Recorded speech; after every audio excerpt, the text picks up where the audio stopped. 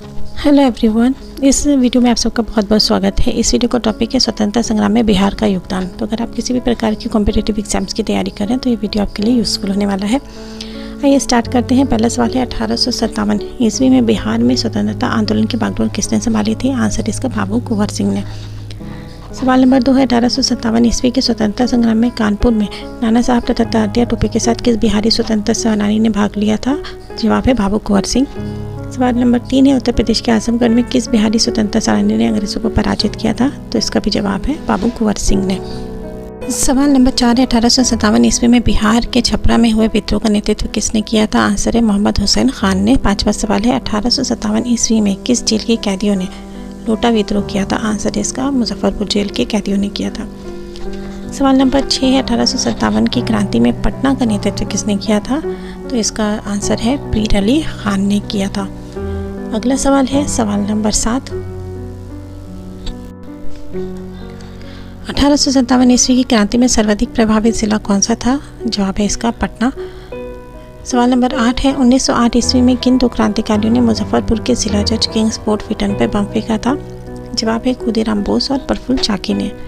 सवाल नंबर 9 है कि इनमें से खुदीराम बोस और प्रफुल्ल चाकी में से किसने को फांसी हुई थी और किसने आत्महत्या की थी? तो सही जवाब है खुदीराम बोस को फांसी हुई थी और तथा प्रफुल्ल चाकी ने आत्महत्या की थी।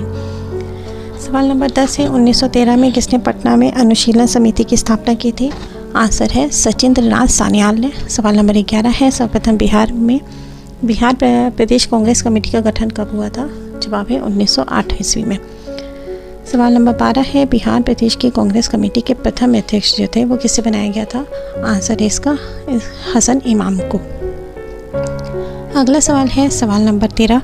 1908 में बिहार प्रादेशिक सम्मेलन का प्रथम अधिवेशन कहाँ हुआ था? जवाब है पटना में हुआ था। सवाल नंबर 14 है 1912 ईस्वी में भारतीय राष्ट्रीय कांग्रेस का 27वां सम्मेलन बिहार के किस नगर में आयोजित हुआ था और उसका अध्यक्ष जो है वो किससे चुना गया था?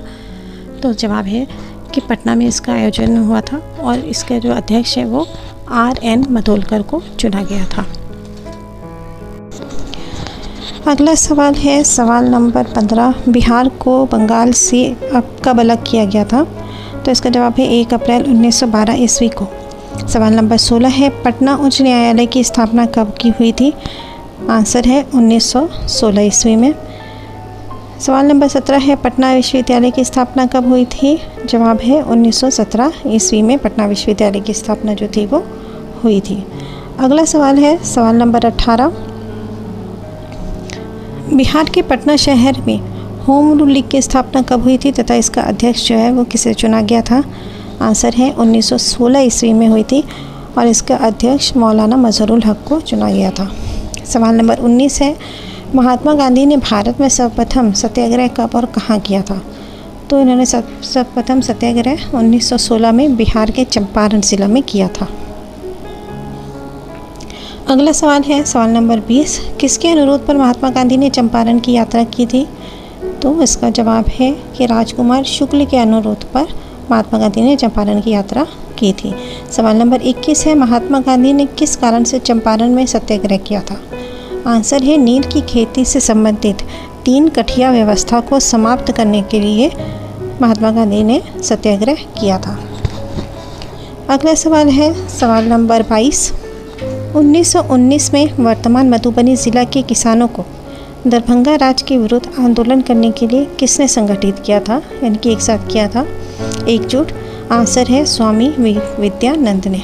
सवाल नंबर 23 है 1918 ईस्वी के कांग्रेस के मुंबई अधिवेशन की अध्यक्षता किसने की थी?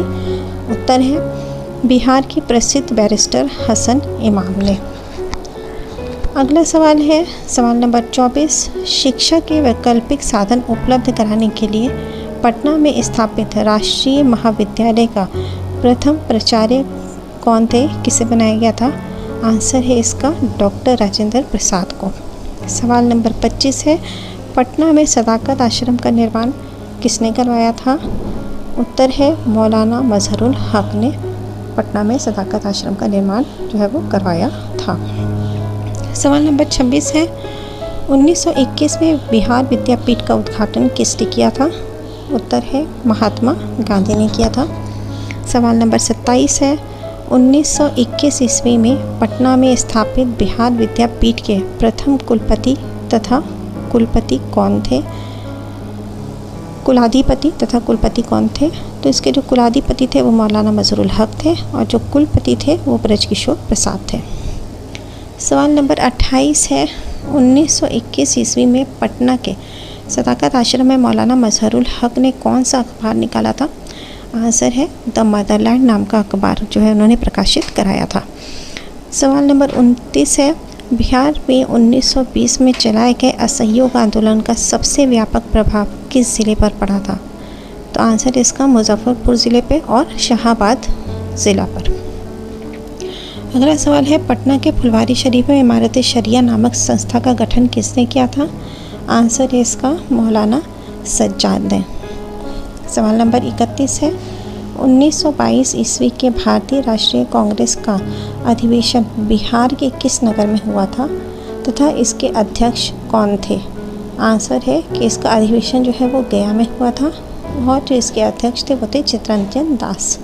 सवाल नंबर 32 है, बिहार में स्वराज दल का गठन कब हुआ था? उत्तर है फरवरी 1923 में किया गया था। अगला सवाल है, 1928 ईस्वी में बिहार में साइमन कमीशन का बहिष्कार किसके नेतृत्व में हुआ था? उत्तर है अनुग्रह नारायण सिंह के नेतृत्व में बिहार में साइमन कमीशन का बहिष्कार जो है वो किया गया था। सवाल नंबर 34 है, बिहार सोशलिस्ट पार्टी का गठन कब और कहाँ हुआ था? तो 1934 में पटना के अंजुमन इस्लामिया हॉल में किया गया था। सवाल नंबर 35 है, बिहार सोशलिस्ट पार्टी के प्रथम अध्यक्ष और सचिव कौन थे?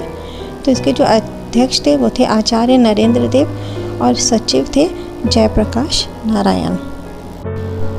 अगला सवाल है सवाल नंबर 36, अखिल भारतीय किसान सभा का गठन कब और किसने किया था? तो आंसर है इसका 1936 ईस्वी में अखिल भारतीय किसान सभा का गठन हुआ था और किसने किया था? स्वामी सहजानंद सरस्वती ने किया था। सवाल नंबर 37 है, उड़ीसा जो कि वर्तमान में ओडिशा के नाम से जाना जाता है को बिहार से अलग कर एक नया राज्य कब बनाया गया था? उत्तर है इसका 1936 में इसको बिहार से अलग किया गया था। सवाल नंबर 38 है, 1937 में हुए चुनाव के बाद बिहार का प्रथम प्रधानमंत्री मुख्यमंत्री किसे बनाया गया था? आंसर है इसका इंडिपेंडेंट पार्टी के सदस्य मोहम्मद यूनुस को बनाया गया था।